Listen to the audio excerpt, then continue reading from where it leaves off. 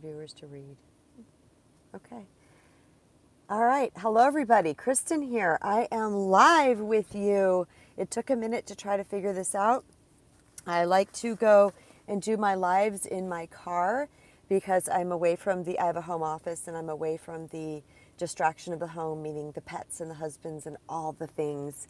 So I'm excited to be on here today live with you guys because I have a topic that is really important and really impactful, and it's going to help you on your journey. Sometimes we know what it is that we need to work on within ourselves, but we don't know how to do it. We're like, I know I have trust issues. I know that anytime I get close to somebody, I start to pull back.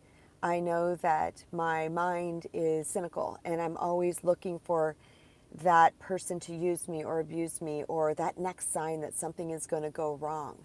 Well, there's a problem with this in relationships, and that is when we are coming into a relationship with trust issues in place, we are not going to show up as our full 100% authentic and unique self because we've got this blasted filter that we are trying to come to the relationship. So in essence, we ourselves are only coming as a fractional version of ourselves because of being afraid of being hurt. And if I trust that, ultimately means that I'm going to hurt. And when we have trust issues like this in place with ourselves, what can also happen, oh, for gosh sakes, they got filters? Who knew? Okay, guys, this is live. Just bear with me. I'm going to be really quick about this. Can you guys, see this changing on me? Oh, I kind of like that one. Kind of looks old-fashioned. I'm going to stick with that one. Okay, so what happens is that we end up being the drama creators, and that's where it can be a problem for people because we're like, no, you guys don't understand. I was the one that was hurt. Yes, we know that you were hurt, but if that hurtness is not overcome, is not healed, if you don't learn to get over your trust issues, then you are going to bring that drama into either the current relationship that you're in or to future relationships. And the one thing I always say repeatedly, you'll hear me say all the time on all my platforms is this, is we cannot change other people, we can only change ourselves. So if we're experiencing some form of dysfunction in a relationship, we need to look within. Now, a lot of people get on my ass about this and they're like, you're being a abuse blamer, or what's it called? Something like that. And I was like, okay, no, slow down. I was in 2 abusive relationships. And if anybody understands the dynamic and the mind effery that goes along with that, is me. So let's just make it clear from this point forward, and I'm actually declaring that into the universe as well, that Kristen Brown is never going to, victim blaming, that's what it said, blame a victim. Those terminology hasn't even come up in my head. So when somebody said that on one of the comments in one of my videos about victim blaming, I was like, yep, okay, no. But people get these terminologies in their head and that's what they think is what they're doing. But I will say, and this is really important, that we need to take responsibility for ourselves. So yes, I've been cheated on in 4 relationships. I was physically abused in relationships. I was blah, blah, blah, blah, blah. These things, yes, have happened to me, and know that it will never be okay. And I could bring them before any judge and jury ever, and they would point at the perpetrators, and they would hand down the sentence to whatever it was that they did. And yet, I'm left with the pain of this. Okay? That's where we can choose whether to become a victim or to become a victor. And I was faced with this myself, where I was in that place where I was staring down that abyss of victimhood that I was like, man, if I fell in, I'm not sure I would have ever gotten out of. And this is quite literally, you guys, is a moment in time where I took a step back. I remember this was all in my head, and I stepped back and I said, no, I'm choosing better for me. So by you learning to overcome your trust issues, they're not your fault. I will never say that your fault. They will never be your fault on any level, on any planet, in any galaxy. Okay? These are not your fault. But as adults, it is our responsibility to heal. So if you don't want to be bringing additional emotional drama into a relationship, into a relationship, with someone else, then this is what you're going to have to clean up.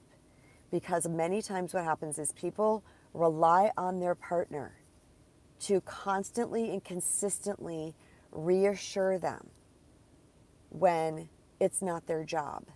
And what happens is that person, the partner, gets really freaking tired. It's exhausting to be the one that has to constantly reassure your partner. Okay? There needs to come a time where that reassurance that you can be like, okay, I need to believe them because I am draining them. And sometimes energy vampires aren't from toxic, screaming, lying type people. That can be from passive people who don't trust. That can be extremely draining.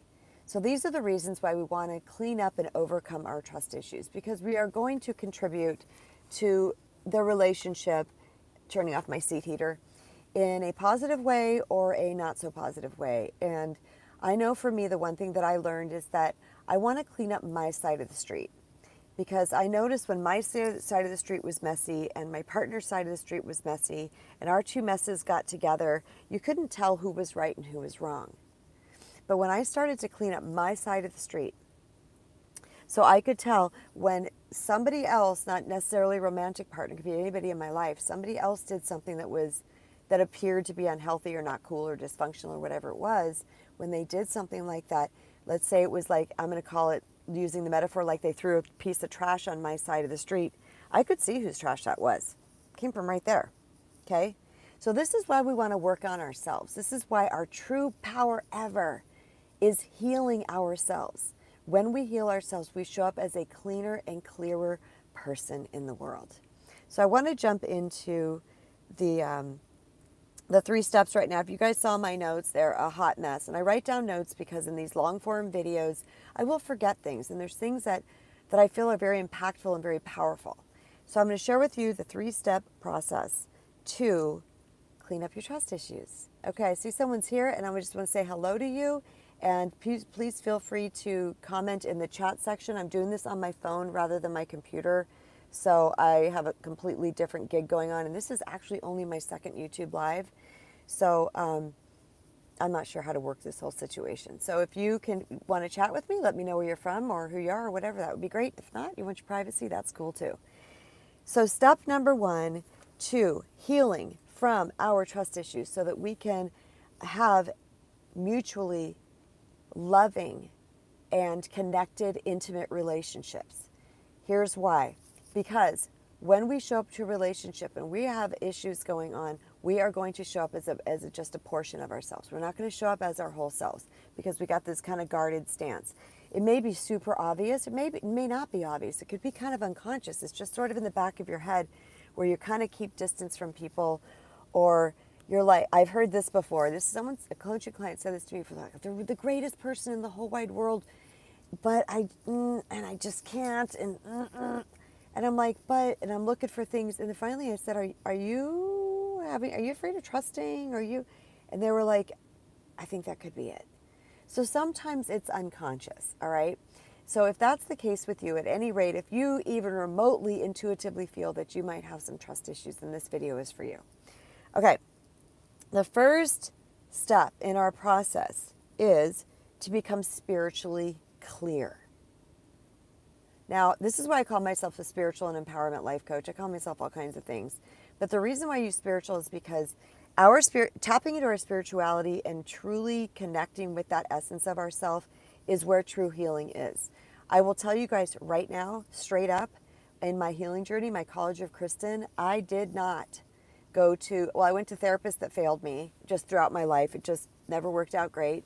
There wasn't all these programs and things and YouTube. I wasn't Googling all this stuff. I literally went the spiritual route. And when I started really connecting with my spirituality, not religion, spirituality, that's when I started to heal. So when I throw down to you guys, get spiritually clear, trust me, this is one of the major steps to overcoming your trust issues. Okay, what this means is, it's basically what I was explaining to you about 5 minutes ago. It is to To understand that your perpetrator is your perpetrator. What they did was wrong and it was not cool. It will never be cool. And any judge and jury ever will never make it okay what they did. And it is your job to clean it up. Okay, that's the first step. Okay, I'm feeling distrust right now. I've been betrayed. Someone I relied on screwed me over. If I could tell you guys the amount of times that I've been betrayed in my life, it would blow your hair back. Like sometimes I thought, like, did I drink some certain water or some Kool-Aid? Like, what is the hell is going on here? So when I tell you I know how to overcome from these things, I've done it myself, not one time, but many times. Okay. And the second thing is to ask yourself in the spiritual cleanup, what did I learn from that? Man, when I started asking myself about my past relationships and what did I learn?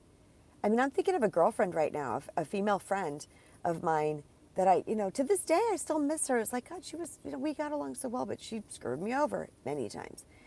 And I was like, what was I missing? Like, what did I learn from that? When I started to realize what I learned, that's a huge part of you will heal because these situations are happening for us, not to us. So when we get the learning thing, it's like, I can't really explain it, but to me it feels like, because I do a lot of my energetic work is through feeling that I have to put into words. So it feels like a balloon popping. There's just like a relief.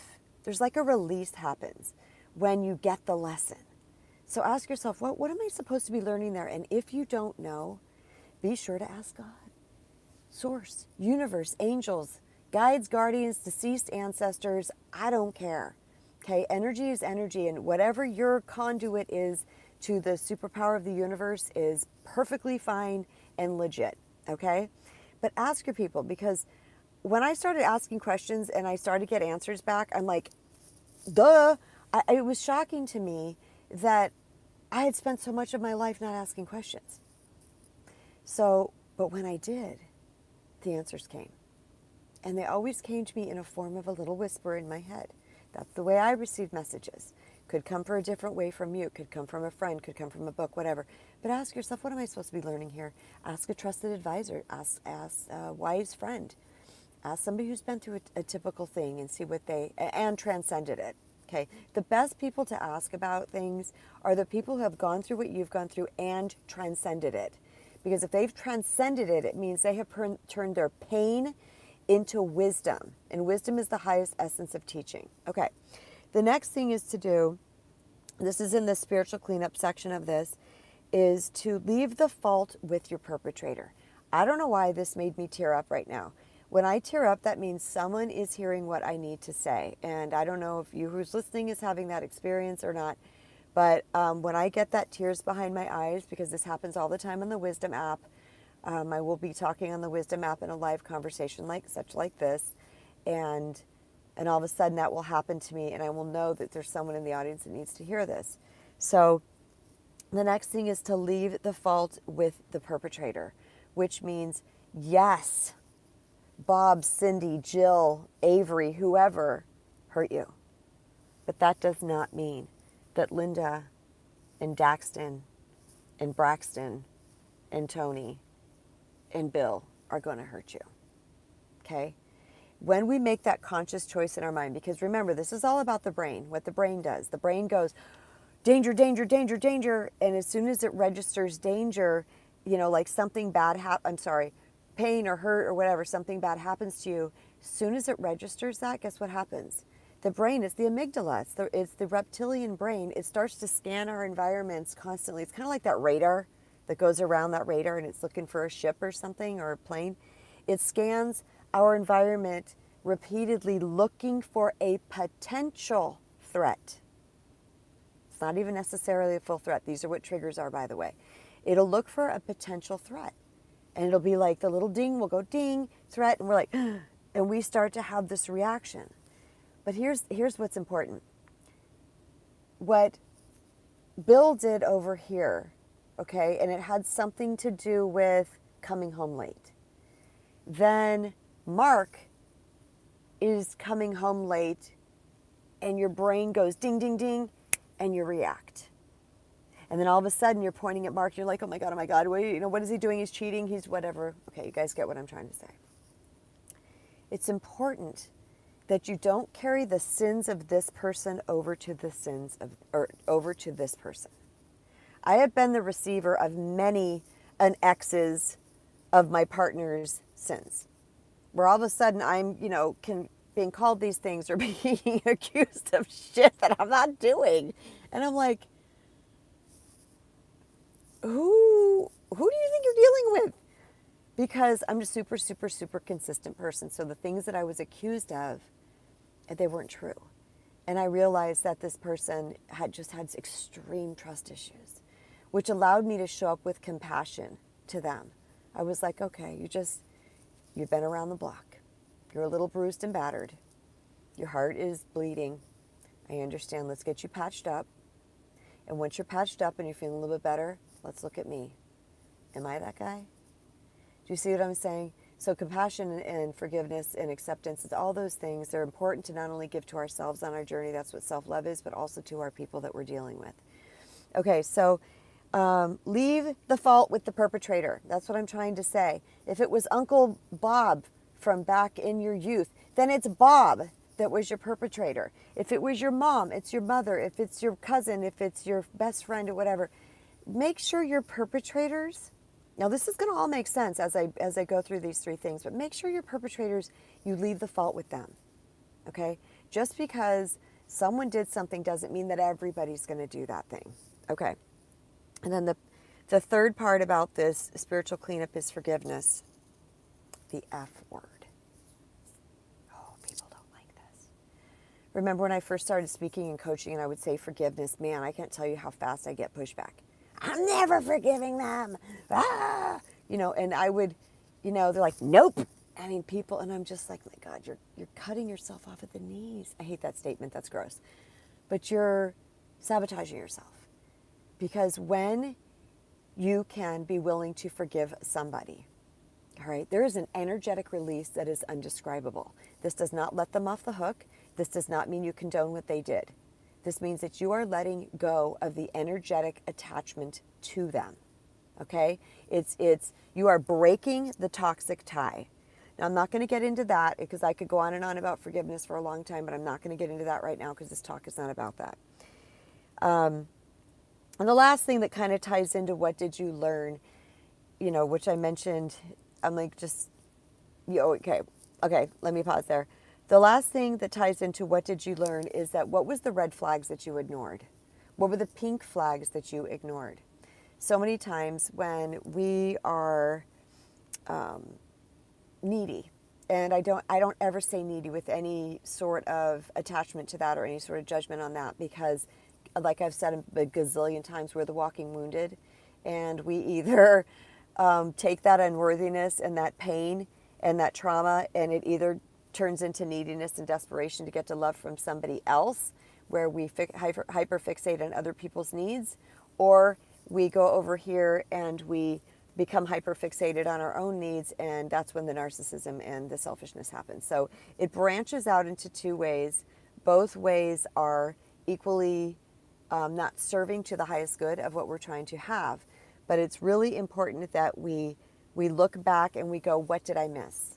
Again, this is part of what did I learn, because when we go, what did I miss here?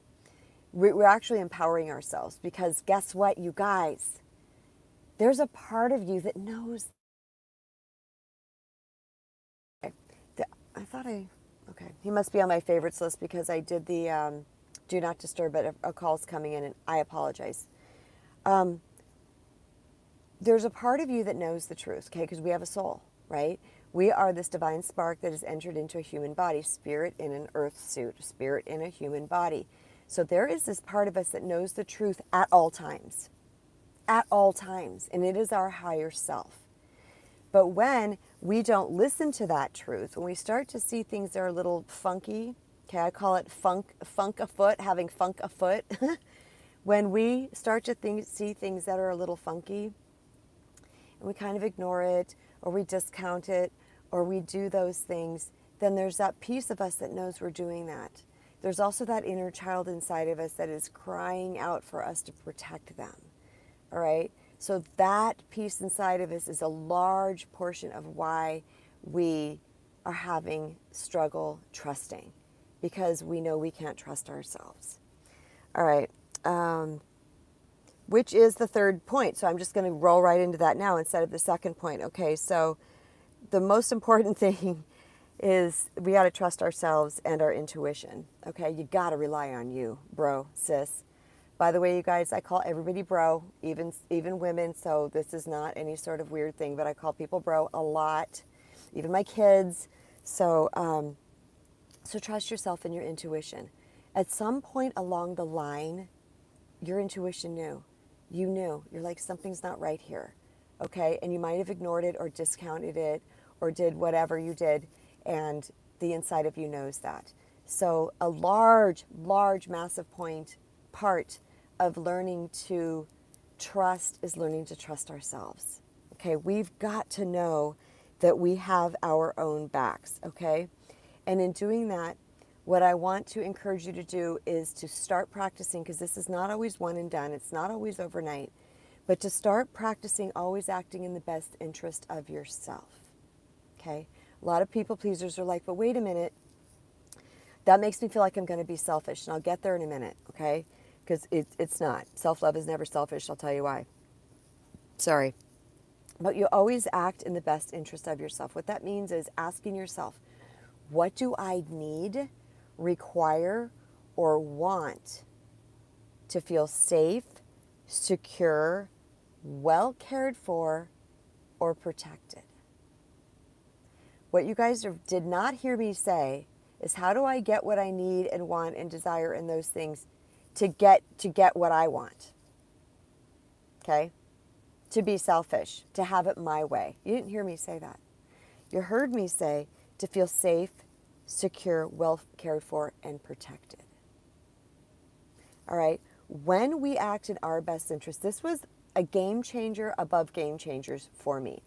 Now, a lot of times people want to ask, what comes first, the chicken or the egg? All right? Do we put the self-love practices in place and then we become stronger, or do we start putting the boundaries in place and then the self-love practices become easier? All those type of things. I actually address this in my upcoming book that is going to be released here in December. You guys probably heard about it already. The Recovering People Pleaser, a spiritual guide to reclaim your true worth and attract the love you deserve. I go into all about that. Is it self-love first or is it boundaries first? Which comes first? How does this work? But for a large part of it, it's all kind of interconnected. And I'm going to tell you why, because we're on a journey. All right? When I sat down to write my book, it was gosh, there was so much that was like overlapping and all over the place. It was really hard for me to not really hard for me. I found it challenging to write things in my book because the time, like I felt like I was going to have to skip around to let people know how this went down. But what I ended up doing was I found a way to write it very creatively that it all kinds of flows together. But my point is that the healing journey is a bunch of stuff at once. So I didn't go, oh, hey, I'm just going to set a boundary. That's my first thing. Oh, now I'm going to do forgiveness. Oh, now I'm going to do this. It was I was practicing it all at once. So when you start to practice what it is that you need for the best interest of you to feel safe, secure, well cared for, and protected, you're going to notice yourself, first of all, pausing. Okay, you're going to pause because you're going to go, do I want to do this? And if that piece comes up inside of you that says, this is probably not a good idea, or you need to get home a little sooner, or whatever it might be, whatever it is for you that you need to feel well cared for or secure and protected.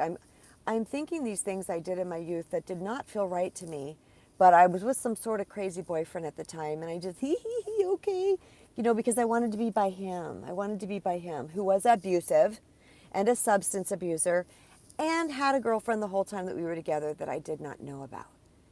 But I sacrificed my sacred self over and over again because I wanted to be with him. Had I listened to what I was seeing and to my intuition and my feelings, that relationship probably wouldn't have gone far enough, or that far. Again, this is not to beat us up ever. All right, everything is purposeful, and I needed to have that experience in order to not have that experience, because the energy that I was resonating out into the universe was bringing that shit to me. Do you see what I'm saying, you guys? So put yourself first. Act in your best interest. you will notice a couple things here, you guys. And I talk about this all the time, and you know, because if you listen to my videos, when we start to put ourselves first, two things happen. People either grow or they go. They grow or they go. What growing means is that they're like, okay, yeah, I'm going to understand that, you know, because there's some people that are not out to get us. They're not narcissists, but they're used to getting their way with us. They're used to us kind of conforming and doing what it is that they want to do and whatever. And so we say yes a lot to those people. And then eventually we start to take in our power back, and we're like, I need to pay better attention to myself.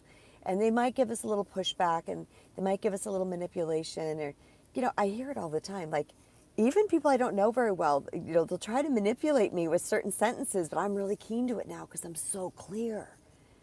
And before I would have been like, oh, and that would have kind of like stumped me a little bit, but I'm so clear now because I'm like, look at that, they're trying to manipulate me. Interesting. Doesn't make them a bad person, okay? But what I'm going to say is that when I'm like, nope, here's what it is, da-da-da-da, they either grow or they go. Because people that are only out to take from us, you guys, will go. Do you see how all of this is intermixed? I'm talking about trusting here. This is what we're trying to overcome as trust issues. And what you're learning is that all these things that are going to strengthen you, that are actually going to weed out the narcissists and toxic people. I know. This is why the struggle that has been with delivering content is there's so much of this is combined. But when you put it all together and you take each little piece, you're going to start to see yourself heal and grow in the most, like, literally magical ways, where you're going to look back on yourself and you're going to be like, what happened? What did I do? Okay, I just want to move on. Okay, to the last point I wanted to make is this is about learning to trust again. We're going back to the beginning of overcoming trust issues. And I was going to use this as number 2, but I segued into number 3 of trusting yourself and intuition. This is to slow down. Pay attention to the characters around you. Okay? I call this practicing the pause. Kristen Brown has been a little bit of a spaz, a little bit on high octane energy her whole life, jumping from thing to thing, always on the go. A lot of it's natural energy because I do get a lot of sleep and I exercise and I do things like that. But some of it was a little frenetic energy where I couldn't sit still, where I had to be around people, where it was masquerading as extrovertedness, but really what it was I needed to be around people to feel fulfilled and to be validated, right? Unconsciously, did not know this consciously, all right? Because once I started healing my people pleasers in my inner world, what I eventually realized is that I'm quite introverted. And I always knew that. I always called myself an introvert extrovert, but I kind of know that now. Introvert just means just don't require a lot of energy in people all the time, in my definition. Okay, so slow down. All right, you're getting into new relationships, or you've got even just a new friendship, right? Because I've been betrayed by probably just as many girlfriends as I have male friends, or not even friends, boyfriends. Okay, girlfriends, but male romantic partners. It's probably neck and neck, the numbers about the amount of times that I've been betrayed. So when I tell you that I slow down now, I slow the truck down. When I meet people, I'm like, cool, they're nice. They're, let's see what they're all about. And I get really quiet inside about who it is I'm dealing with. Okay? I'm like, they seem very consistent. This is good. Or they mean what they say what they mean. They're honest with me. I love the way they treat their children or their parents or whatever it might be. And I pay very close attention to the character of the person that I'm dealing with. Not only about other people in the outside world, but how they're treating me as well. So a way that we can overcome trust issues is putting our trust in the right places. All right? Sometimes people, yes, they randomly come out of the blue and they hurt us. I mean, I did not make a request or form a friendship with my cousin who tried to come in my room in the middle of the night and have his sexual way with me, which didn't happen, by the way, but because of how I responded and reacted to it.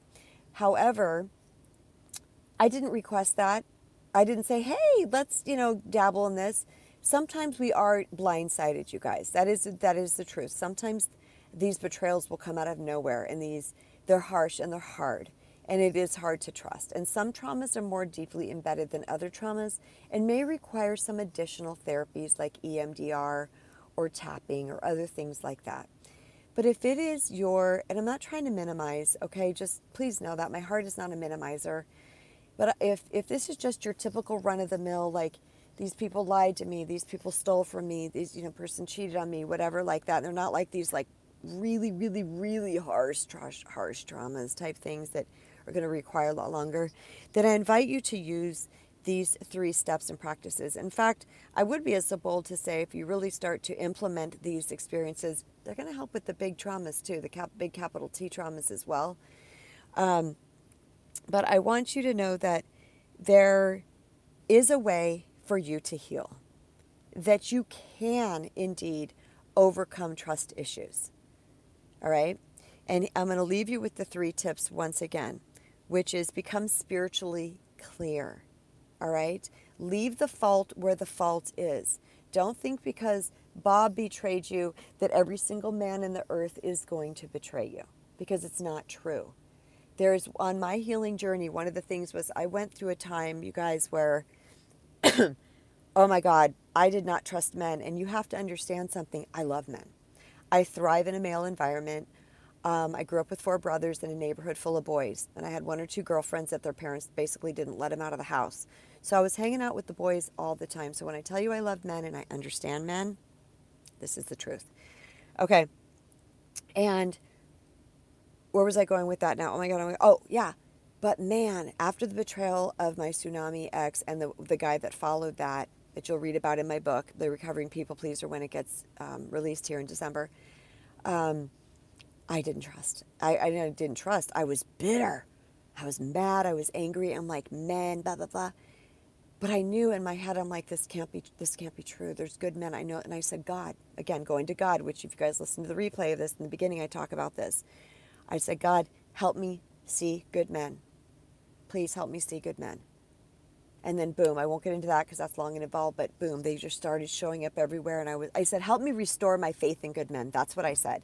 Help me restore my faith that there's good men out there. And I had it within my brothers, to be honest. My brothers are amazing fathers and husbands and stuff, but I needed to see it out there. I needed to see it away from my family. And it started to show up. And here's the other thing. When we get our spiritual messages, you guys, from God, it's so important that we adopt it. All right? We can prolong our journey for as long as we want, right? Or we can learn quickly. When you feel that message that comes and it resonates in your heart, you feel it right here, like there's an expansive or lighthearted feeling to it for a minute. You're like, I call it ringing true, okay? But we actually will feel truth in our body as well. Some people aren't good at that yet, and that's okay. But when you're like, even intellectually, that makes sense, or it rings true, marinate on that. Think about it. Meditate on it. Think about it while you're driving. Journal about it, because what's happening is you're going to form new programming in your brain, and that is going to be your healing. Because what is our unhealing? It's all this program that has happened based on our experience in our life. Okay, so we want to become spiritually clear. We want to leave the fault with the perpetrator. We want to practice forgiveness. Okay, that's a tough one, I know, but I will tell you something. There's probably maybe 2 people that I'm still kind of dabbling with because it had something to do with my children, which is like not good when you fuck with my kids. That's not good. So anyway, there was that, but basically everybody else, it's like, very natural and flowing, and I have forgiven so many people in my life for so many horrific things, and working on. Actually, it's just one more. Really working on one. It's the majority of that is done. I feel the release from that, but I can still have a little bit of something going on there. Working on that one. But forgive your people. Work on forgiving your people. This doesn't condone the experience. Okay, and then the last thing is, what did you learn? What did you learn from this experience? Did you ignore red flags? What did you learn? What did you not see? Okay, that's the first thing. Getting spiritually clear. The second thing is to slow down and to pay attention to what you're seeing. Okay, slow down. Pay attention to what you're seeing. Who are the characters that you are dealing with? All right, people are going to show you who they are. They're going to show you, all right? We got to trust them the first time. This does not mean that they can't heal and grow, okay? But we need to know what we're seeing here. Is this a person that I can truly put my trust into? How are they acting with other people? How are they showing up for their children? Are their words and behaviors matching? These things matter. All right, trust yourself. Oh, and then third one is trust yourself and your intuition. Oh, there's one more point I want to make. I got to make that. My notes are a mess. Trust yourself and your intuition, okay? A lot of times we've got signs. Let's just be honest, we got signs. And the signs were there and we kind of ignored them.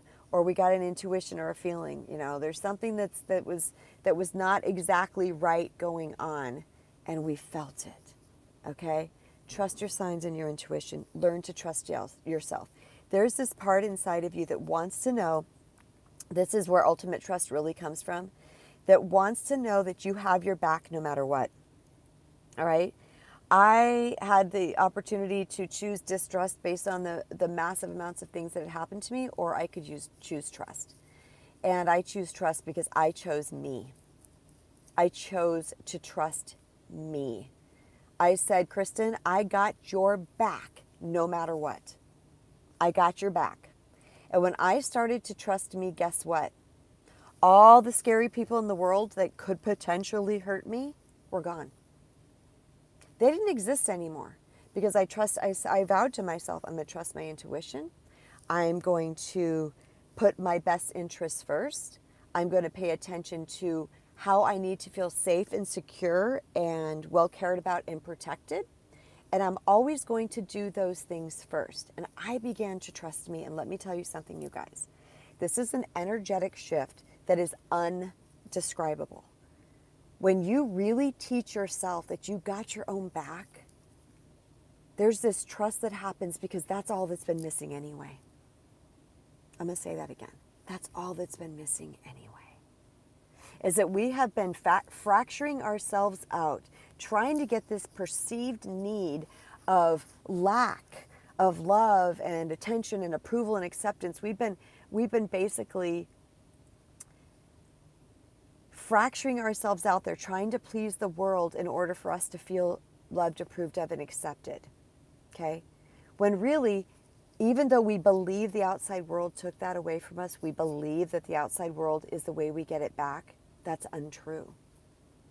The way we get that back is by giving it to ourselves. So when I started to respect myself, I wanted respect from the outside world, gave it to me. I wanted honor from the outside world, I gave it to me. I wanted to be a priority, I gave it to me. I wanted to be well cared for, I gave it to me. I wanted to be talked kindly to, I gave it to me. Okay?